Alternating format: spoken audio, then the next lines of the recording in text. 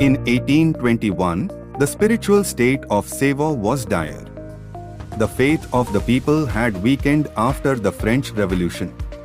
Young Father Fr.Mermier arrived in this region, deeply troubled by the indifference of the people towards the church. Lord, how do I bring these people back to you? Their hearts are hardened, and they no longer seek your grace. Fr.Mermier, I share your burden for the souls of these people. We must try something new. Let us organize a parish mission to rekindle their faith. Yes, Father Favor, we shall go beyond words. Let us lead by example, through fasting, prayer, and sacrifice. We must bring God's mercy to these people.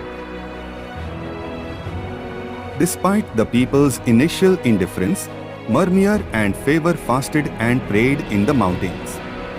Their faith inspired the villagers, and soon, hearts began to soften.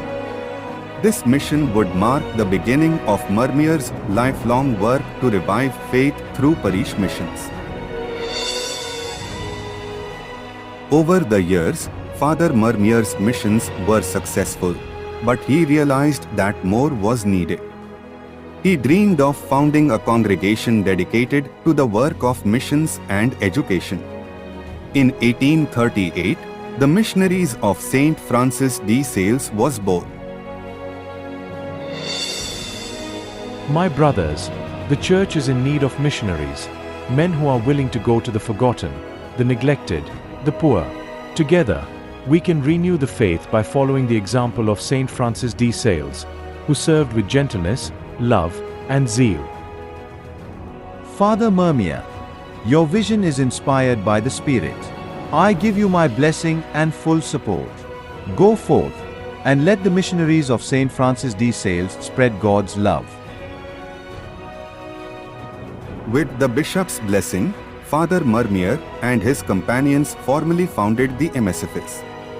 Their mission was to spread the gospel through love, education, and parish missions.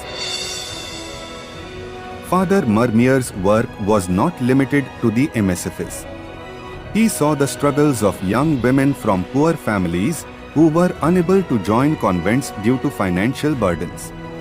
This moved him to help found the Daughters of the Cross, led by Claudine Echernier.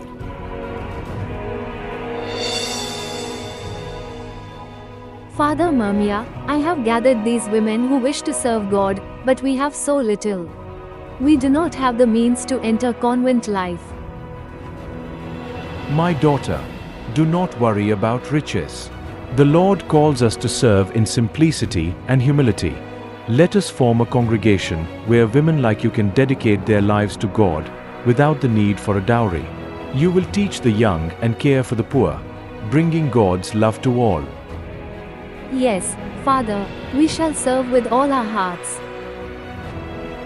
Thus, the Daughters of the Cross was born, a congregation focused on educating young girls and caring for the needy.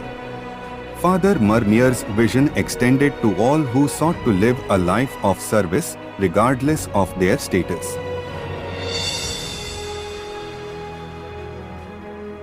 Father Mermier's missionary zeal knew no boundaries.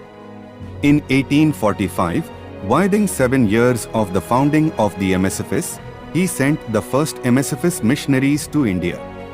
Though they faced great challenges, their faith was unshaken. The journey has been long and difficult, but we are here. The people of India are waiting to hear the gospel. We must learn their language, understand their culture, and bring Christ to them. Welcome, fathers. We are curious about your message. Tell us about your God.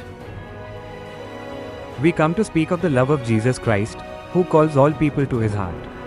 We shall teach you, serve you, and walk with you.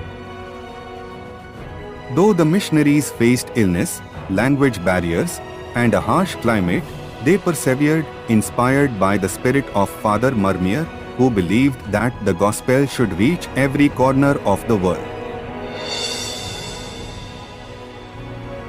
Though Fr.Mermier grew physically weak in his later years, his spirit remained strong.